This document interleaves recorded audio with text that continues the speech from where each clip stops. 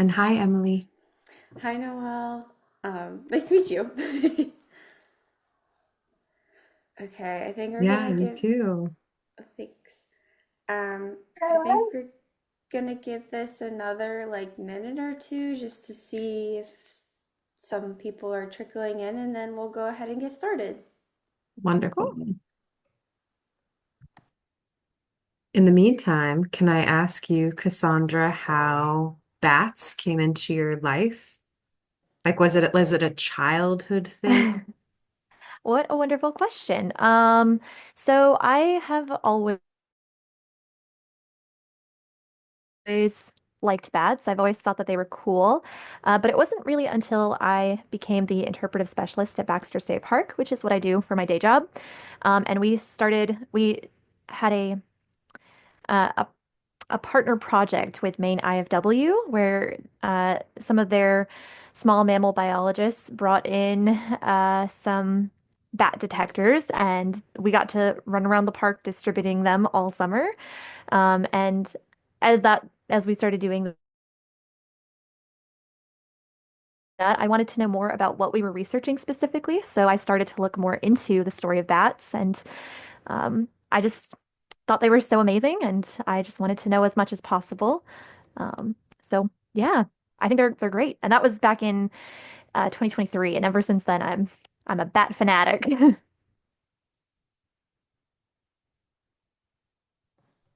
That's you for awesome. Well, sharing I'm so that. excited to learn from you today. Thanks. I'm Yes. excited to talk about bats. Okay, I think we'll go ahead and get started then. Hello, everybody. My name is Emily. I'm with Blue Hill Heritage Trust. Thank you for coming to Friends with the Field today. Today, we are joined by Cassandra Knudsen, who is a Master Naturalist, who just told us a little bit about her enthusiasm for bats that she's had ever since she was a kid. But she is an interpretive specialist at Baxter State Park, and that's where she really got started. So I'm going to let Noelle from IHT take care of some housekeeping stuff and go over just some general things for this webinar. But we're so excited to have all of you attending and so excited to have you, Cassandra. Wonderful. All right, we've got 41 people here. Amazing. And we're so excited to hold space for Cassandra to share with us, but we're also excited to hear from you if any questions come up during the presentation. So for this Friends from the Field webinar, we actually have the chat enabled. So Cassandra, I think, requested to have some feedback throughout the presentation, just keeping it feeling connected. So feel free to use the chat box. But then at the very end, we'll also hold space for fielding like a Q&A portion of the call. So you could utilize the chat space or utilize the Q&A feature, and you'll see both of those at the bottom of your Zoom screen. Great. Should I just go ahead and start proceeding then, or? Okay, wonderful. Very exciting. Well, first of all, wow, 41 people. That's very exciting. Thank you so much, everyone, for being here today. Um, as Emily already said, I'm a Maine Master Naturalist, and so I'm excited to share some of what I know about bats with you today. Um, so to start off with, I want to talk to you guys a little bit about bats in modern culture. But before I dive into what we know about bats in modern culture, um, if if anyone has any concerns about bats, or if anyone knows, um, if anyone's afraid of bats, I'd love for you to put in the chat like just how you feel about bats in general. Um, and I'd also love to hear what people think are the major concerns, even if you aren't afraid of bats. What do you think are the major concerns that people have when it comes to bats? There are three big things that people tend to be concerned about. So I'd love to see, some questions in the chat or some ideas in the chat. Meanwhile, already seeing some, great. Meanwhile, a little bit about bats in modern culture. Uh, bats, as many of you already know, are nocturnal creatures, which means that they are primarily active and awake at night, whereas we are diurnal creatures and we are primarily active and awake during the day. So just because they're nocturnal, we already kind of start to consider them as a little bit unsettling. And in our cultural mindset, we've often started to associate them with things like Scooby-Doo and haunted houses and Halloween. And this imagery can be really fun. As you notice, I'm using Halloween colors. But it's also rooted in very real fears and misconceptions that people have about bats. Um, I'm already seeing. I love that Ruth says bats are cool. I agree 100%. Yeah, so I'm already seeing some ideas people have about what makes people afraid of bats. No one has said this one yet, though. So bat concern number one for the uninitiated is fear of vampires. Um, so Fun fact, there are 1,300 species of bat throughout the world. They are on every continent in the world except for Antarctica. And of these 1,300 bat species worldwide, only three of them drink blood.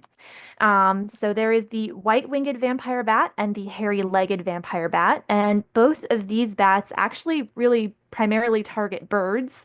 And then there is the common vampire bat, which is the one that everyone knows about. And this bat primarily predates upon mammals, mostly livestock, but they will occasionally go after people if people are sleeping out of doors. But the good news is that these bats live in Central and South America. So they're nowhere near Maine. In fact, all of the bats that we have here in Maine are insectivorous, which means that they eat insects. So right off the bat, but we don't have to worry about vampires. This next one I see a lot of people have been responding to, and that is rabies. It is true that rabies has been detected in various bat species, especially in the northeastern United States where we live here in Maine. But interestingly enough, no more so than in any other wild animal. So for some reason, we've kind of honed in on bats. It's like, oh, they might have rabies, but no more so than anything else that you would encounter in the wilderness. And in fact, in some cases, bats may even have less cases of rabies than other animals. So um, it varies species by species, but depending on the species, up to 6% of the population may carry the rabies virus. Um, Whereas other animals, such as skunks, can carry like up to 10% of them can be carrying the rabies virus. It's also worth noting that bats are very timid, and they don't typically bite unless they feel threatened. So, to avoid rabies, just don't handle them. And then this next one, I'm seeing a few people have kind of talked about as well. Jack has a colony of bats living, or had a colony of bats living in his attic. So that brings us to people consider them to be pests, unfortunately. So bats do sometimes move into people's houses and into human structures, but it is worth noting that this is primarily an adaptation to habitat loss caused by humans. So we moved into territory where bats lived, and bats simply adapted by learning to coexist with us, even if we haven't necessarily learned how to coexist with them just yet. Um, it is also definitely worth keeping in mind that even though sometimes bats do live in people's houses, they're pretty much harmless. Like I said, they're very timid, so they won't typically bite unless they feel threatened. And they also rarely cause damage. So I'll talk a little bit more about that later on. They are also very easy to safely and humanely remove, which I will also talk about later on. Deborah wants to know how they get inside. Um, Bats are very small, which I'll talk about in just a few minutes. So they get inside by getting into basically the tiniest holes that you have on the exterior of your house. And they don't usually, most of the time, they're not going to get into like your rooms and stuff, but they could be in your attics or in the walls. um, or other places such as that, like crawl spaces. But yeah, they get in by going through the tiniest openings that you have in your exterior. So, um, bats do have kind of a difficult reputation, but my hope is that by the end of the evening, we will all have a better understanding of bats and also a desire to preserve and protect them. And in order to get to that point, we have to learn a little bit about what bats are. So I want to start by talking a little bit about their characteristics, including some info about how they look. So, one of the coolest things about bats is that if you look at their skeleton, their wing is shaped very similarly to a human hand, but just with very, very long fingers.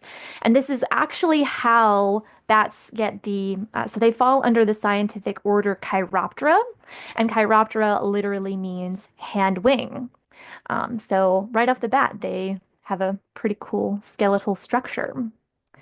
Um, as I mentioned earlier, bats are also very small. So the largest bat that we have here in Maine is the hoary bat. This is my favorite because I think they're extremely cute. Like, how could you look at that and not love it? Um, so this bat can have a body length of 5.5 to 6 inches, which is about the length of a US dollar bill. So not very big. Their wingspan can be 13 to 16.9 inches, and their weight is between zero point 0.7 and 1.23 ounces, which is roughly the same as 5 US quarters. So I challenge you at some point, if you have loose change floating around your house, to go and pick up 5 quarters and hold that in your hand and think about the fact that that weighs the same as the largest bat that we have here in Maine. Also, as an interesting aside, female bats are often like larger than male bats are. This isn't always the case across species, but it certainly is for hoary bats. And another fun fact, hoary bats are actually the only bat to be found in Hawaii as well. On the opposite side of the spectrum, we have the smallest bat that we have here in Maine. So the smallest bat is the tricolored bat, which is it has a body length of 2.5 to 3.1 inches. Uh, yeah, Tom, I unfortunately do have a habit of saying right off the bat quite a lot. But yeah, so 2.5 to 3.1 inches. So I challenge everyone at home to go ahead and hold up your index finger for just a second. The average adult index finger is roughly 3 inches, which means that these bats are a little bit smaller than your index finger. Their wingspan is roughly 8 to 10 inches, so about as wide as your standard piece of paper. And their weight is typically zero point 0.1 to zero point 0.3 ounces, or the same weight as a single nickel. So again, if you have loose change floating around your house, I encourage you at some point to pick up a nickel and imagine that you are holding the smallest bat in Maine because it weighs the same. Um, Between the tiny size and erratic fluttering flight, these bats are often confused for moths. So um, that happens quite a lot. It actually happened in the park earlier this year. Someone was like, I was saying that that was a bat, and my roommate was saying that that was a moth, and it was probably a bat. Most bats fall somewhere in between these two bats, the hoary bat and the tricolored bat, in size, with more of them being much closer in size to the tiny tricolored bat than to the large hoary bat. So that brings me to um, a little bit about how they look as far as their fur goes. So, bats, of course, most of them that we have here in Maine are varying shades of brown, and this is given away by the fact that we have little brown bats, big brown bats. However, of the 8 species that we have in Maine, 3 of them are tree bats, and they're called tree bats because they actually migrate south and they hibernate in trees rather than in caves. And these bats have evolved to have, I think, much more interesting and more diverse fur because of this. So the hoary bat is an example of a tree bat, and you noticed it had very thick fur.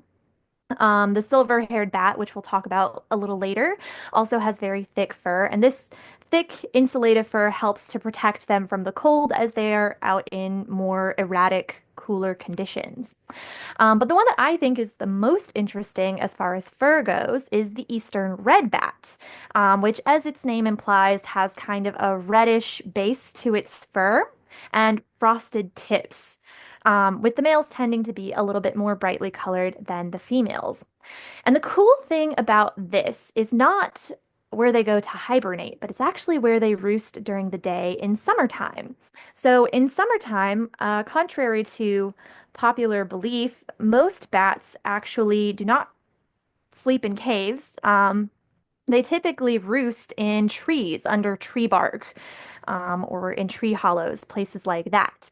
However, the eastern redbat actually roosts right out in the open, and it is able to do this because its fur color helps to camouflage it. So you might notice that this photo that we have here of this bat is kind of covering up its face. So tree bats, in addition to having thicker fur, they also have fur on their wing membranes and on their tail membrane. And this acts as a kind of insulative blanket. So when this bat goes to sleep in the day, hanging from a tree by 1 foot, and it covers its face up with its membranes, its fur-covered membranes. It kind of looks like a dead leaf, and it's able to fool predators that way. So next time that you go hiking out in the woods during the day, I strongly encourage you to look up at the trees around you and see if you can spot something that looks like a dead leaf that might actually be an eastern redbat. Glenn wants to know if they have predators. They absolutely do. Bats are predated upon by tons of things. Pretty much anything will eat a bat if it's given the opportunity, including house cats, which eastern red bats in particular, because they tend to roost a little bit closer to the ground. They are much more in danger from domestic cats. Than other types of bats, which, like I said, kind of roost under tree barks and stuff like that. So, but yeah, snakes will eat bats, birds of prey will eat bats, uh, lynx, bobcat, pretty much anything that's given the opportunity will go for a bat. They are very small. So the final characteristic that I want to talk to you guys about today is called the tragus. So the tragus is a little bit of cartilage that's part of the outer ear that helps to trap sound in the ear canal and then carry it back to the brain to be interpreted. And our tragi is like this little bit right here. I don't know if you guys can see what I'm pointing at. Um, you can reach up and touch your own tragus. Um, but bats have much more complex and varied trachea than we do. And the reason for this is because their predominant sensory ability is echolocation, and having those varied trachea helps to better capture the sounds from echoes. So echolocation, for those of you who don't know, is essentially it works like this. Much like a rubber ball that bounces off of a wall, sound bounces off of solid objects. And when it comes back to us, we call that an echo. Um, and bats basically emit very high-pitched calls, much higher pitched than we can typically hear with our own ears. And they use the echoes to help them map out their surroundings, including obstacles that are in their way, but also to help them track down prey while they're flying. Um, and it's not true that they can't see. That is a common misconception that bats are blind. In fact, they probably see much better than we do in dim lighting, but echolocation is their predominant sensory ability and the predominant way that they move through the world. And talking about echolocation brings me to my next topic, which is foraging. So, as I mentioned earlier, bats are insectivorous, which means that they eat insects. Um, so, I know some people already kind of said this earlier, but I'm going to give you guys a few seconds to put in the chat why you think bats eating insects might actually make them super beneficial to us. Because I would argue bats are about to be your new best friends. So, I'll give you guys just a couple of seconds to kind of get some of your answers in on why you think bats eating insects might be helpful to us.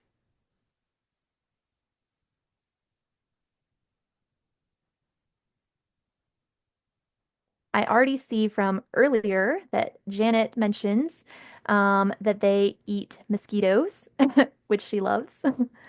Um, Jack says that they help to control insect-borne disease. Very good. Yeah, you guys are on the ball. So, here is why bats are about to be your new best friend. Reason number one, insects are just super annoying. If you have spent any amount of time outside, you have probably been swarmed by black flies or by mosquitoes.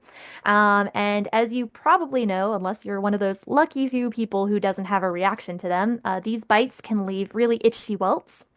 And of course, the buzzing and swarming behaviors are just kind of aggravating. If you ever go camping during the summertime and you're trying to fall asleep and you just hear like bugs swarming around you, it's pretty annoying. Um, Reason number two, insects can be dangerous. As Jack pointed out, insects carry various diseases, including West Nile virus or malaria or many, many more. And in fact, they can also give your dogs heartworm. So, lots of reasons why we don't want insects to be too populated. And finally, insects are destructive.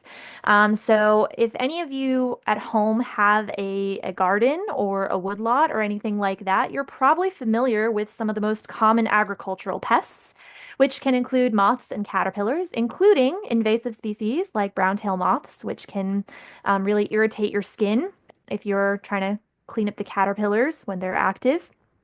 Um, Flies, of course, are damaging to various agricultural products, leafhoppers, and beetles, including invasive species like the emerald ash borer or the Asian longhorn beetle. So, you might be thinking, well, yeah, but pesticides also exist. Here is why bats are way better than pesticides. Pesticides may save up to $40 billion a year, but that is only after a significant investment of $10 billion. And that number is actually very likely to rise because pesticides have a number of unintended consequences, including the fact that pests may develop resistances, which requires, of course, an even greater usage of pesticides in the future, which means that it'll be more expensive. They also cause various ill side effects in humans, such as cancer, neurological disorders, birth deformities, and many more. And they have unintended consequences for other animals. So, birds and pollinators suffer from the use of pesticides.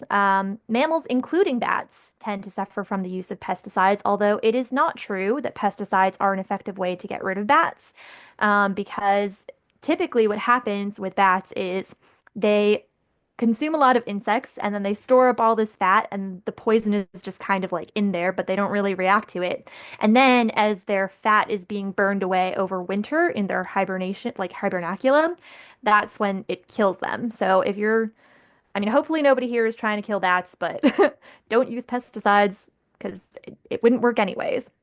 Um, and also, pesticides can cause a lot of pollution. So, when rain comes and falls down on the things that pesticides have been sprayed on, they tend to like sort of get washed into the soil, degrading soil and biodiversity around soil. And also, they can be washed into rivers or other waterways. Meanwhile, Bats, at minimum, save us $3.7 billion a year. And this does not account for other industries like lumber or bats that actually pollinate fruit or pollinate flowers out west. So the number is probably much higher and may be up to $53 billion a year. Um, and I see that Glenn is asking how many insects bats consume while they're active. I am so glad you asked, because that brings me to my next guest, which is the little brown bat. So the little brown bat is 2.38 inches to 4 inches. Um, and its weight is between 0.18 and 0.49 ounces, which means that it is roughly the same size and the same weight as your standard index card. And these voracious eaters, if you can believe it, can eat 1,000 insects, 1,000 mosquitoes in a single hour. So it's not just that they're eating our competitors for food or that they're eating insects that can cause diseases. It's that they're eating a lot of them.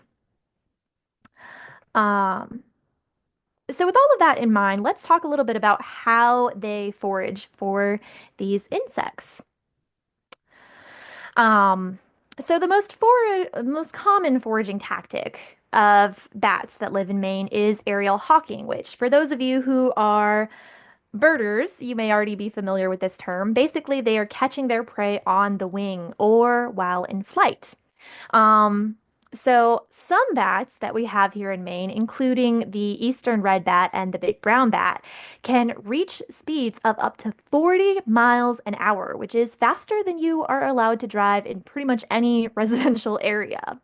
And because they are so fast, they often have peak foraging 2 to 5 hours after sunset, and they'll usually only forage once. Meanwhile, on the other end of the spectrum, I have to highlight this guy. This is another of our tree bats, and I think he's very cute. The silver-haired bat, poor guy, is the slowest bat in all of North America and can fly at only 11 miles an hour.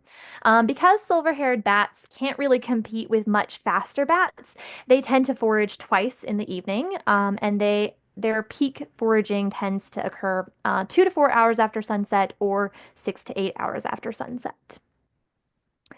Um, but aerial hawking is not the only way that bats manage to catch their prey. Another method that bats have is to do something called gleaning, where they catch usually motionless prey right off of surfaces such as leaves or the ground. And this can create two main difficulties. The first one is that, as many of you who have been to the woods at all may have noticed, um, the woods here are very, very dense. So it would be very easy for a fast-flying bat to crash into things. Um, and that's why bats that use gleaning actually have evolved to kind of deal with all the clutter and closely growing trees that we have here in Maine. They have, especially the northern long-eared bat, they tend to have a longer tail and wider wingspans, which make them more maneuverable flyers.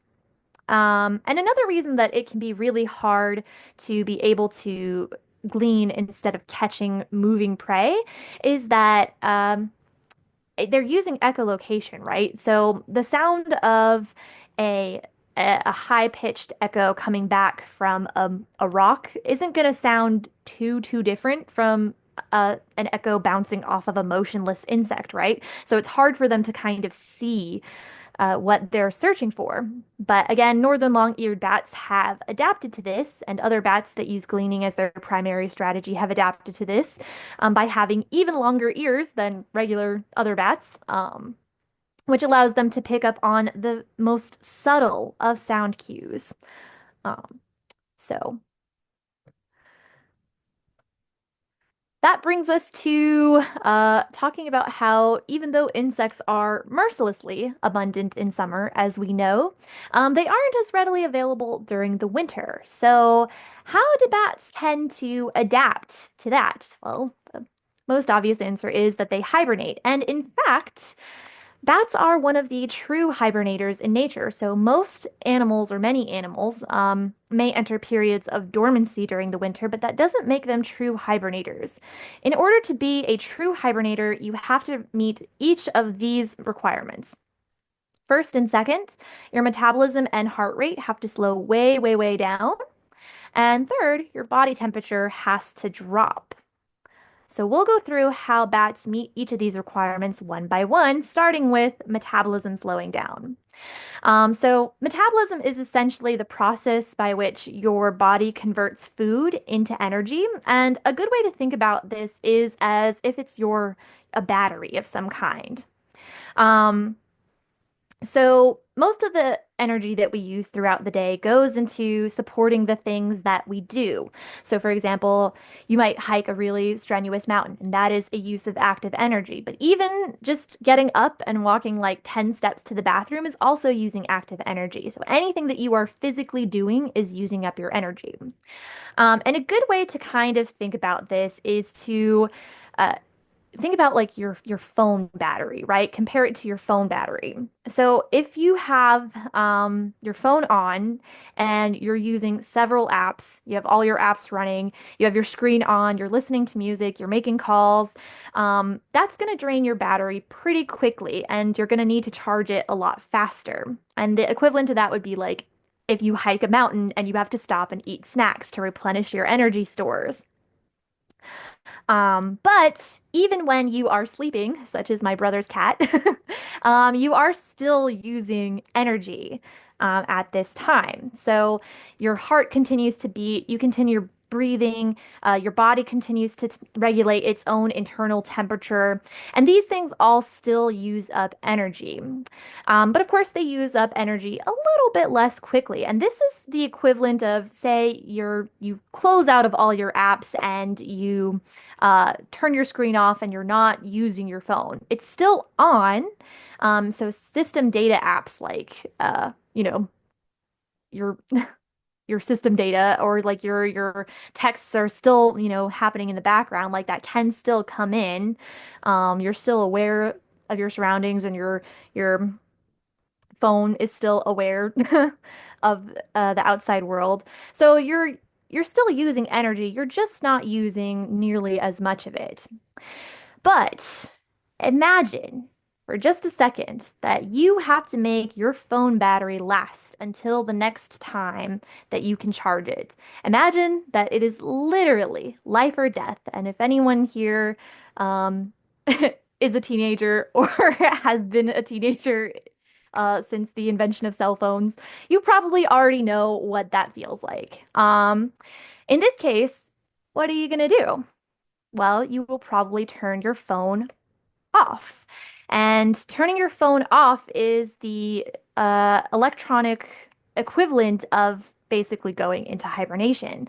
Except apps can't run in the background while your phone is off. And that's true of your body as well. If you're not using energy, then your heartbeat and your body temperature also can't be running at the same level and consuming as much energy as they were before.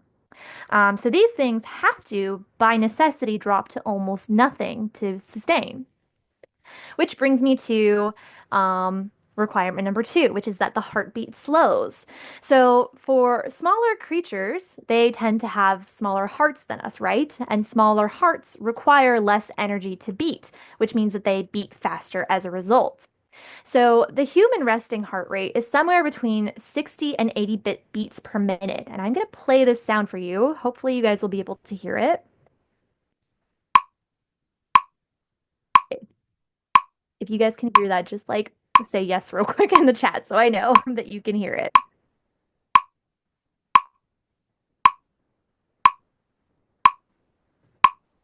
Perfect. So that is what your heartbeat probably sounds like right now as you are sitting in front of your computer screen at rest.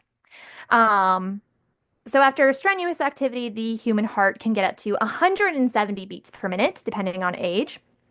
Um, but to give you a little comparison, a Chihuahua, which is the smallest dog breed, its heart rate tends to be 120 beats per minute. So it sounds like this, and that's at rest.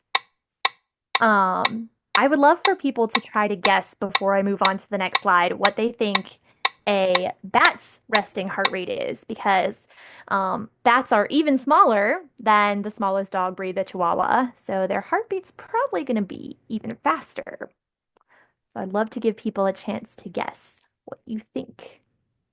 All right, I'm seeing 200 from Diana. I'm seeing 180 from Marcia.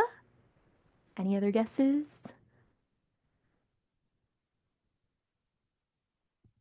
160.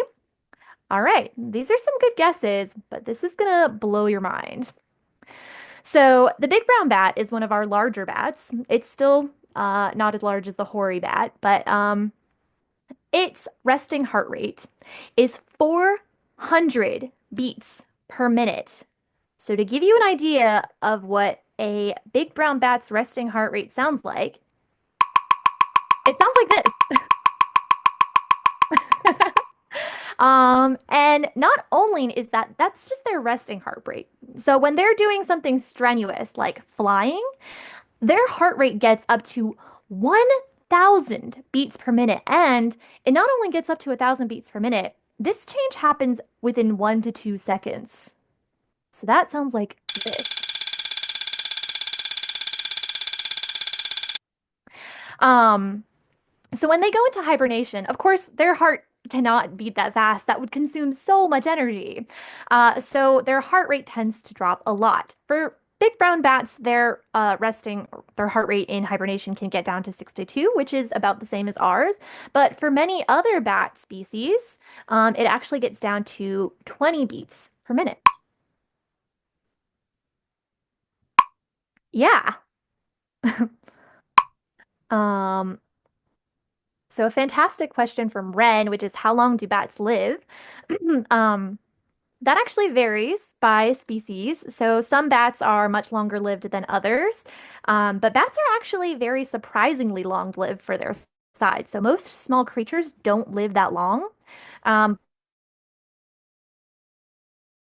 but the hoary bat can live to, I think, about 7 or 8 years old, which isn't that impressive. But even like the little brown bat can live up to like 18 or something like that. So they live like a really long time, especially considering their size. And this is actually a reason that they're being studied by um, various people to kind of get an idea of like how they've managed to have this longevity. And part of it is probably their body temperature, which I will talk about presently. So, as many of you may already know, heat is not something that just exists. Heat requires energy to create, and it also requires energy to maintain. Otherwise, it'll start to disperse down to ambient temperatures or the surrounding temperatures. So a good example of this is if you make a yummy, delicious bowl of soup and you take it off the stove. The minute you take it off the stove and it no longer has energy being applied to it, it starts to cool down. And if you leave it off the stove for too long, it'll eventually drop down to the same temperature as the room, which, as we all know, kind of defeats the purpose of soup. So if you want to reheat it, you have to apply energy to it again or put it back on the stove. Um, so lucky for us as mammals, we have an internal stove, and that internal stove consists of our heart, our muscles, our liver, our brain, so on and so forth. And this helps to keep our body at a stable 98.6 degrees Fahrenheit. Um, but this consumes a lot of energy, just keeping that same body temperature when the surrounding room is like maybe 72, requires a lot of energy to maintain. In fact, we start to experience hypothermia at 95 degrees Fahrenheit, and we lose consciousness typically around 86 degrees Fahrenheit. Most of us would not survive if our internal body temperature dropped down to 75 degrees Fahrenheit. Meanwhile, bats actually run just a little bit hotter than us. And again, this could have something to do with why they are so long-lived and actually why they're so resistant to diseases. Um, and that's because their internal body temperature is 99 degrees Fahrenheit and can get up even higher when they're in flight. It's like, I want to say 106 degrees or something like that when they're in flight, which would be like a deadly fever for us. Um, but of course, in winter, their body temperature has to drop because they can't supply that continuous energy to maintain 99 degrees Fahrenheit. So they have a couple strategies for how they deal with this. As I mentioned earlier, we have 8 bat species in Maine. 3 of these are tree bats, and I'm going to skip ahead real quick just so that you can see the layout of the 2 of them.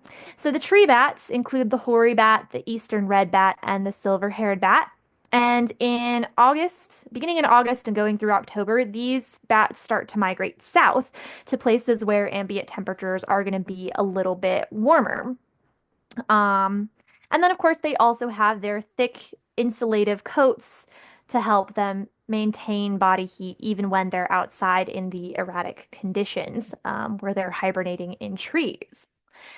Uh, Meanwhile, cave bats tend to shelter in caves. And the great thing about sheltering in caves is that caves tend to have very stable ambient temperatures. It's like being inside a house where you're not exposed to the wind and the fluctuating temperatures.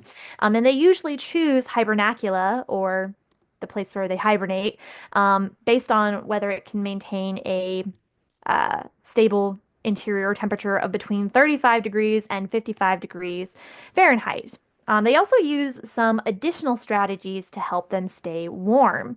So, uh, little brown bats love to huddle. In fact, they have been documented in various places across the US in huddling in groups of over 1,000.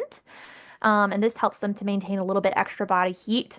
Unfortunately, this has been to their detriment since the onset of the white nose syndrome, but I'll talk about that a little bit more later on.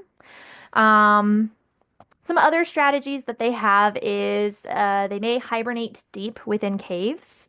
So the tricolored bat is one that likes to hibernate deep inside a cave. And a way that you can think about that is what's going to be the warmest part of your house? Is it the part that is right next to the door and has a bunch of big windows, or is it going to be the bathroom way at the center of the house? It's probably going to be the bathroom. So the same sort of strategy works for the tricolored bat, which tends to prefer having much warmer ambient temperatures like 55 degrees Fahrenheit. And then a final strategy that they may use is sheltering in crevices. So the northern long-eared bat typically shelters in crevices. And again, a way that you can think about this is if you have a heater in a huge room, it's probably not going to heat that room up very quickly. But if you move to a closet and you turn the heater on, it'll probably actually store that heat much better. So that's kind of like what they do with sheltering in crevices. But we have 2 superstars who love the cold. So if anyone here likes to sleep with their window open even in winter, congratulations, you are probably like the eastern small-footed myotis or the big brown bat, who love cold conditions. These bats tend to hibernate near cave entrances, where conditions are much colder and less humid, which has actually helped them out a lot since the onset of white nose syndrome, which again I'll talk about in just a minute. Um, but yeah, so what that means is that these bats are maintaining body temperatures of between 33.8 and 35.6 degrees Fahrenheit, which is just above freezing. And again, for context, if our bodies dropped to 75 degrees Fahrenheit, we would not survive. These cold-loving bats are the last to enter hibernation, typically entering hibernation in November, whereas most other bats start to enter hibernation between August and October. And they're also the ones that emerge first. So big brown bats and eastern small-footed myotis emerge in March and April. Most other bats start to come out in May. So what that means for other bats who don't love the cold is that they can be spending up to 9 months of the year in hibernation, which is a long, long time for their fat stores to have to last them. And uh, even just like going through winter can consume between 1/3 and almost a half of their body mass. So that's a lot of their body mass that they lose, even in hibernation, even at, all of their systems powered way down and using the bare minimum of energy that they can. So, with all of that being said, many bats actually don't survive. The most common rate or the most common cause of natural death among 1-year-old bats is failing to store up enough fat to get them through the winter. But you know, beyond the 1-year-olds, most bats have kind of figured out how to get through winter and how to store up enough fat once they've gotten past that first year. Um, this only works, however, if they are not aroused out of hibernation too often. And problems arise when they are continuously disturbed from hibernation, which brings me to talking about conservation. So I want to go back a little bit to the phone battery example. Imagine that you really need your phone to live, but you keep turning it on and then turning it back off, and then turning it on and then turning it back off. That's gonna deplete your battery pretty fast, actually. Um, so a little bit about white nose syndrome, which has the same sort of effect as this. White nose syndrome is caused by the fungus Pseudogymnastus destructans, and I challenge you to say that 5 times fast. This fungus was introduced from Europe in 2006, and unfortunately for bats, it thrives in the exact same kind of cold, humid conditions that make for a great hibernacula. The white fuzzy fungus tends to grow on their wings and their noses, and it can invade their bodies. And when it does this, it forces an immune response, which forces them to wake up. So it's the same thing as like turning the phone on and off. It basically forces their heart rates to skyrocket from 20 beats per minute up to 400 beats per minute, and their body temperatures have to go from nearly freezing all the way back up to 99 degrees Fahrenheit, and their metabolism has to kickstart as a result. Um, so basically, what white nose syndrome is doing is it's starving these bats to death. It's using up all of their stored fat um, by forcing them to come out of uh, hibernation. And even just coming out of hibernation on a like at the end of winter can use up to 84% of the bat's winter energy usage.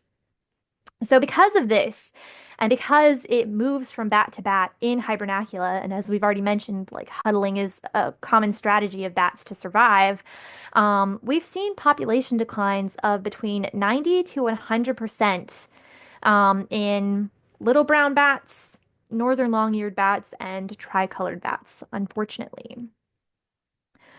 Um, So, unfortunately, with this particular aspect of conservation, there's not a whole lot that the public can do to help, but there are a few things. Research into the treatment for white nose syndrome is ongoing, um, and hopefully they'll come out with some kind of vaccination for it, but we can help by not spreading the fungus. So, to avoid spreading white nose syndrome, you want to sanitize your shoes and gears before entering any caves. And in fact, this is just good common practice for any time you're moving between wild habitats, because that can help prevent other invasive species from spreading as well.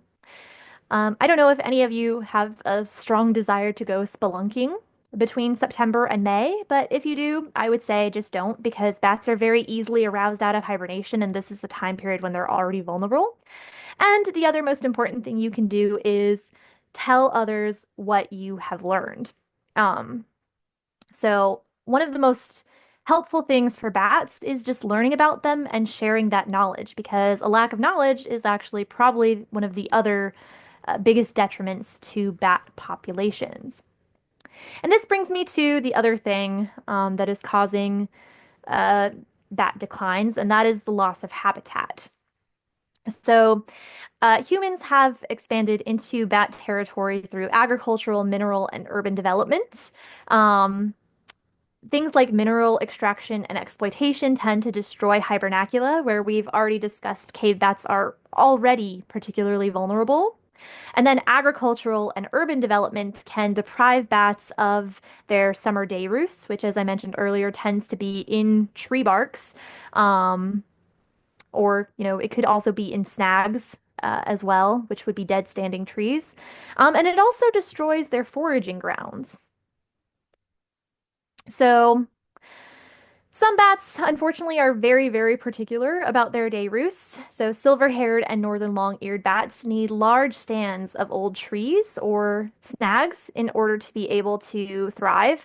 And this is because they change their day roost pretty much on a daily basis. So, they move from one roost to the next to the next. And this is a way for them to avoid parasites as well as predators.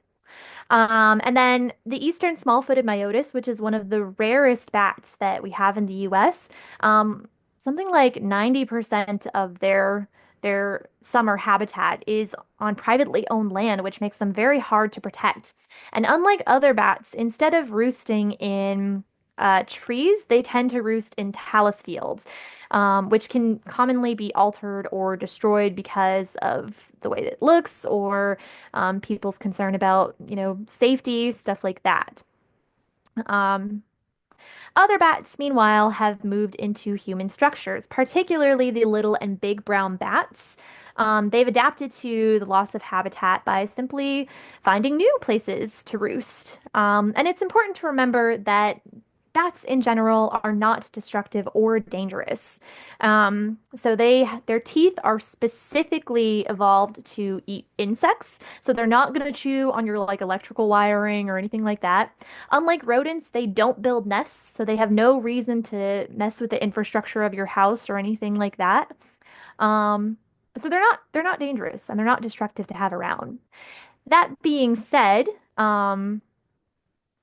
you probably don't necessarily want them in your attic. I have some in my attic right now, actually. They don't bother me, but they can be a little unsettling when they're moving around, and you're trying to get work done or read a book or something. Um, but luckily, they are easy to safely remove. All you have to do is just plug the holes after bats have left for the evening. And of course, you want to wait until evening time when you're sure they're all out. With that being said, though, it is very important never to plug holes in June or July. In June and July, bats tend to form maternity colonies, and the mother bats will often leave their flightless young in the day roosts while they go out and forage at night. So if you're plugging these holes in June or July, unfortunately, you're separating the flightless young from their mothers, which will ultimately end up starving them to death. But the good news is that bats mature very, very quickly, and they're typically capable of flight within like 30 days of being born. So essentially, if you wait till August, you're pretty much good. Um, Another thing that you can do is if you own land, you can leave potential bat habitat like the kind that we talked about earlier. Um, and doing so can help not only to protect and preserve the rare and endangered species that we've talked about tonight, but it can also protect you and your land from disease-carrying and crop-destroying insects. If you don't own land, but you do have a house or anything like that, you can also build a bat house. So bat houses are very, very easy to make. I've actually made one and I have virtually no experience with any kind of project like this in general. But there are a few things that you do want to keep in mind if you do end up making your own bat house. So uh, for one, you want to make sure that you carve ridges into the interior back side of the bat house because that's how bats are going to be able to crawl up and then hang while they're roosting. You want to make sure that you paint the inside a dark color. The outside color can be any color you want to match with your house or the side of your building. Um, but if you paint the inside a dark color, that'll help to kind of replicate the darkness of them being under tree barks, and it also helps to trap heat. And bats tend to like it pretty warm in their day roosts. That being said, they don't want it too warm, so you want to make sure that you also place the bat house near vegetation so that it kind of helps to keep it a little bit cooler, close to a water source because water is the first thing that bats tend to go to when they come out of roosting for the evening. And on a warm eastern wall so that it gets plenty of sunlight, but not too much sunlight. And I've included here a couple of plans for bat houses. And here I have included some resources for if you want to learn more about bats, which I hope that you all will want to learn more about bats. So I particularly recommend The Secret Life of Bats by Merlin Tuttle. Merlin Tuttle is the Batman. He is the one who kind of got people interested in bats. Um, Across the world, and he founded Bat Conservation International. Plus, his adventures are just really fun and interesting. So I hope that you guys will read some of these materials. Um, and I'd love to answer some people's questions. I already see that some people have questions in the chat, so I'll go ahead and address some of these. So, bat dung being toxic to humans. Yes, especially in like large quantities, that guano can be toxic to humans. I would strongly advise not going into a cave where they roost in summer if you ever go out west or anything like that, because that is a significant level of bat guano, which can be very, very toxic. Um, but that being said, bats don't produce guano at all during hibernation when they're during the winter months. So if you have bats hibernating in your attic, they are not, you know, producing anything that would be toxic to you. And again, it's mostly if it's like huge quantities. Again, it's a reason you might want to not have them in your house forever, but you're not really in danger from them. Um, How to attract bats to your yard or land? Yes, bat houses they provide a place for bats to roost. So that is a great way to encourage bats to roost in your land. I would also say avoid having a lot of lights outside because that will deter them from coming. So don't have those kind of lights that go on from motion because that'll scare them away. Um, and do bats come back to a bat house that they've lived in? What a great question. So it depends on the bat species. Some species tend to show very high site fidelity and they'll come back time and time again. But as I've mentioned, other bats may they tend to change roosts more often. And of course, these are the bats that you probably wouldn't get in your bat house anyways. But some bats they need to change roosts pretty much every night. Um, so what is bat family like? Another great question. So Oh, okay. So bats tend to form, as I said, some of them form maternity colonies, not all of them. Tree bats are actually very solitary and they do not form maternity colonies for the most part. But cave bats often do. So they'll form maternity colonies that can be quite large. I don't have a number that I can give you right off the top of my head, but they can be somewhere between like 30 bats and even higher numbers for some of them, depending on where they are. Um, and so these bats, a lot of bats in the northeastern US tend to have two pups.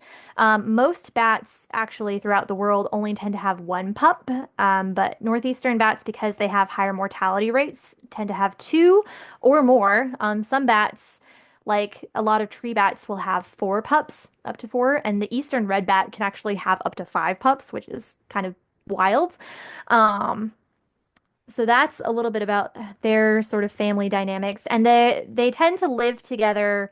So the young will nurse off of the mom for the first 1 to 2 months of life, and then once they become full, like once they can really start flying around, they become more independent. Some of them have a training period, sort of where like the mom teaches them how to forage, but it's not true for all of them. Um, And then as soon as they're fully independent, they start living on their own and they have to start, building up their fat stores for winter. And then if you ever see a swarm of bats in fall, that's actually them mating. So they form these huge swarms, and then that's how they mate. And then they store the sperm basically over winter, and then they actually become fertilized in spring when they emerge out of hibernation. So that's a little bit about bat family life. Um, uh, there were other questions in here. There's Uh, one question in the Q&A. sure, Oh, there's two there now. Do you want me to read one to you? sure. Okay, so Joan asks, pretty sure I saw a bat flying last Sunday at Camden Hills State Park. This was in the middle of the day. Is that possible? It absolutely is. What a wonderful question. So as I mentioned, big brown bats are very cold loving, and they have been known to occasionally emerge out of hibernation during the winter and move between hibernacula. And they've even been spotted flying during snowstorms sometimes. So it is absolutely possible that you saw a bat. And what was the other question? Here, I can read it to you. Donald asks, what kind of bats are in Blue Hill? Um, well, so there are 8 bat species in Maine.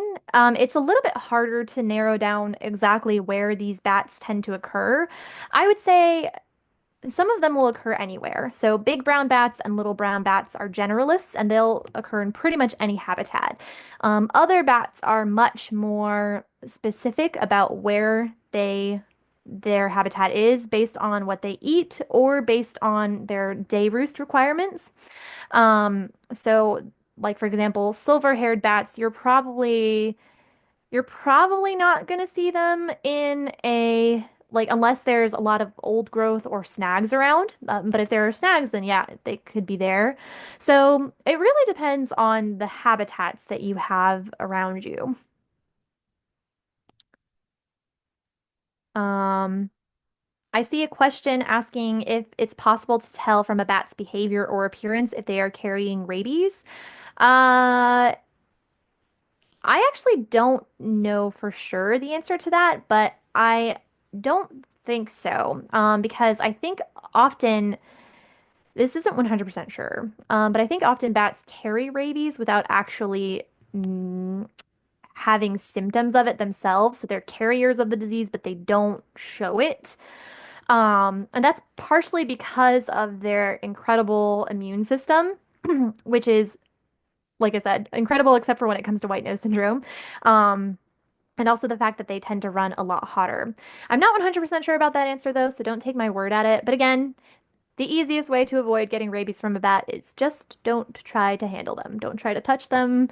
Don't do anything like that. Um, any other questions? Well, I also see that it is 5:02. I could stay here all night talking about bats. Um, I think I saw someone's hand go up. Thank you so much, Yeah. Cassandra. Yes, thank That was you. incredible. It was so informative, and you just bring such passion and play, and it was just so easy to stay engaged. And yeah, we had a lot of people here. At a certain point, there was like over 50 people tuning in Yeah. to learn from you. And so just a wonderful learning opportunity. And um, if anyone needs to take this last moment to like take a picture of this learn more slide, if you want to do some more research on your own, now's your chance. Well, yes, thank you so much for having me and letting me talk about bats. I really do love doing this. And thank you everyone for tuning in and listening to me talk about bats. Thank you, Cassandra.